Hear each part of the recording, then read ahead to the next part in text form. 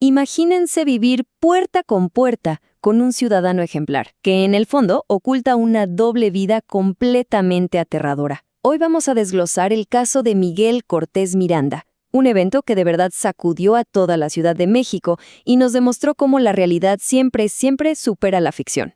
En este análisis vamos a ir más allá de los titulares. Vamos a revisar los datos forenses, el patrón de sus crímenes y los testimonios de esta tragedia. Es un recorrido bastante sombrío, lo sé, pero es absolutamente crucial para entender cómo operaba este sujeto y sobre todo las enormes fallas del sistema que le permitieron seguir haciéndolo durante tanto tiempo.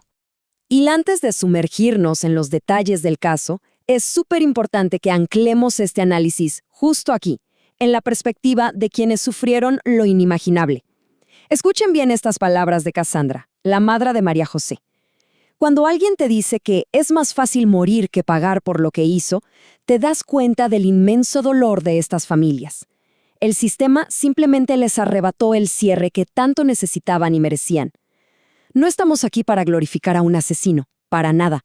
Estamos aquí para entender cómo falló todo el entorno y cómo las víctimas se quedaron solas en medio de esta tormenta de negligencia institucional. Así que la gran pregunta que todos nos hacemos es, ¿cómo alguien logra mantener una fachada impecable y esconder algo tan monstruoso durante más de 12 años sin que nadie, absolutamente nadie en su círculo, lo note? El morbo que rodea este caso viene precisamente de ahí. Nos obliga a cuestionarnos que también conocemos a la gente con la que nos cruzamos todos los días, ¿verdad? Entender este nivel de engaño es clave para descifrar cómo funcionaba la mente de este perpetrador y toda la logística que armó para pasar desapercibido. Es que era como si fueran dos personas completamente distintas. Por un lado, tenías al químico farmacobiólogo del Instituto Politécnico Nacional, un tipo que viajaba a lugares como Japón, que hablaba 3 idiomas, y que, escuchen esta ironía, era un defensor súper activo de los derechos de los animales. Sus propios vecinos decían que era el tipo más normal y tranquilo del mundo. Pero detrás de toda esa sofisticación académica había un asesino serial tremendamente calculador. Esta máscara de respetabilidad fue literalmente lo que le dio vía libre para operar bajo el radar durante años. Pero ninguna farsa dura para siempre, y esta se vino abajo el 16 de abril de 2024. Y ojo con esto, porque no fue gracias a una brillante investigación policial ni a que las autoridades hicieran su trabajo, que va. Todo se destapó por la valentía pura de una madre. Cassandra lo descubrió infragante atacando a su hija de 17 años, María José, en su propia casa. Hubo un forcejeo terrible. Cassandra resultó gravemente herida, pero sus gritos desesperados alertaron a los vecinos, y eso fue lo que finalmente llevó a su captura.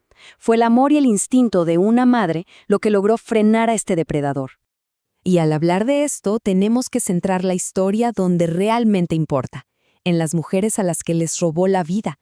No podemos verlas solo como números o estadísticas frías en una carpeta de investigación. Estamos hablando de María José, de Amairani Roblero González, que era estudiante y desapareció en 2012, de Frida Sofía Lima Rivera, desaparecida en 2015, y de Gwendolyn Belén Espino. El patrón es dolorosamente obvio. Mujeres jóvenes, estudiantes, compañeras, amigas, personas que confiaron en él. Recordar sus nombres es, de alguna manera, devolverles un poco de la dignidad que este sujeto intentó quitarles. Y agárrense, porque la escala de esto es mucho peor de lo que parece a simple vista. Oficialmente, las autoridades han logrado identificar a unas 7 víctimas, pero aquí viene lo verdaderamente escalofriante. En comunicaciones que tuvo después de ser capturado, él mismo se andaba jactando de haberle quitado la vida a cerca de 40 mujeres. ¡40 mujeres!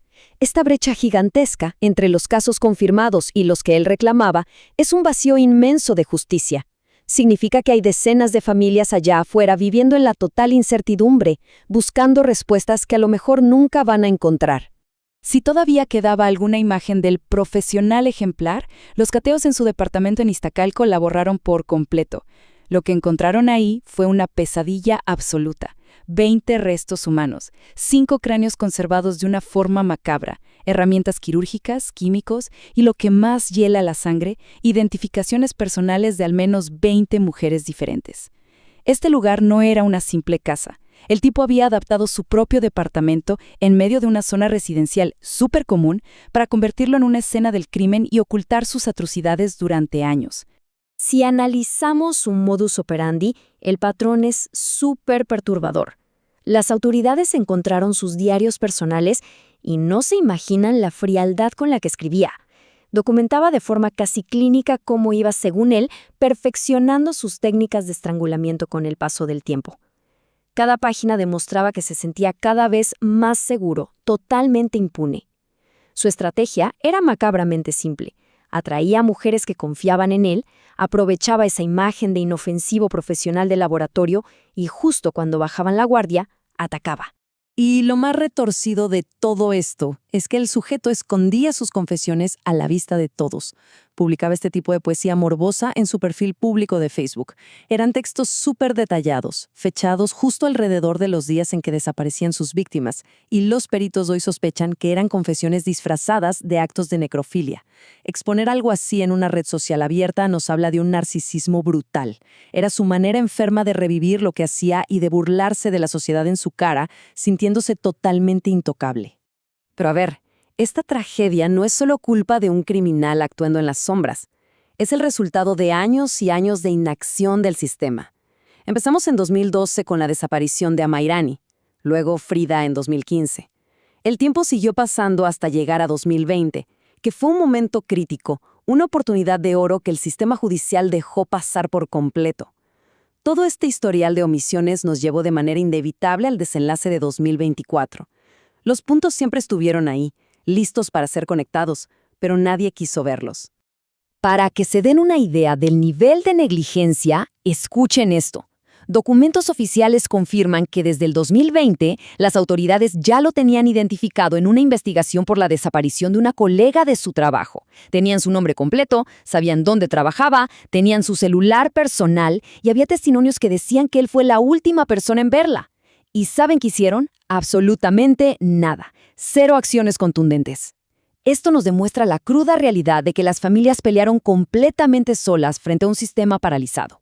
Y si pensaban que estando tras las rejas la pesadilla había terminado para las familias, se equivocan. De alguna manera inexplicable, este tipo consiguió un celular e información confidencial dentro del penal. A días de su muerte se puso a llamar a los familiares de las víctimas. Y no fue para pedir perdón. Les marcó para restregarles en la cara sus crímenes, diciendo sin ningún tapujo que no sentía arrepentimiento y presumiendo que sus víctimas eran muchísimas más. Es una falla monumental de un sistema penitenciario que tenía la obligación de mantenerlo aislado para que no siguiera torturando psicológicamente a esta gente. Todo esto nos lleva al que fue su último acto, algo que la defensa de las víctimas considera una salida fríamente calculada. Resulta que estuvo acumulando medicamentos controlados que le daban en la prisión. Se provocó una sobredosis que le causó mareos, cayó de su litera, se golpeó la cabeza y finalmente murió de un paro cardíaco en el hospital. Viendo cómo operaba, esto parece ser su último intento de tener el control, decidiendo él mismo cuándo y cómo terminaba su historia. Para las familias que de repente este sujeto muriera así, no fue para nada un cierre. El tipo falleció sin pisar un juzgado para recibir su condena, esquivando una pena que iba para más de 80 años. Literalmente tomó la salida del cobarde, evadiendo todas las consecuencias legales y morales que merecía. Dejó a las familias con las manos vacías, quitándoles esa posibilidad de atravesar un proceso de justicia y escuchar al Estado decir, es culpable. Una victoria completamente hueca. Lo que nos deja con un nudo en la garganta y una pregunta que nos tiene que seguir resonando. ¿Qué pasa cuando el sistema falla en proteger a los más vulnerables y el agresor simplemente decide irse bajo sus propios términos para no enfrentar a la ley? Es una reflexión durísima sobre esa enorme brecha entre lo que dictan las leyes y la necesidad desesperada que tenemos como sociedad de encontrar verdad y cierre. Este análisis nos recuerda que no podemos olvidar a las víctimas y que tenemos que exigir, hoy más que nunca, que los sistemas diseñados para protegernos dejen de ser solo una promesa en papel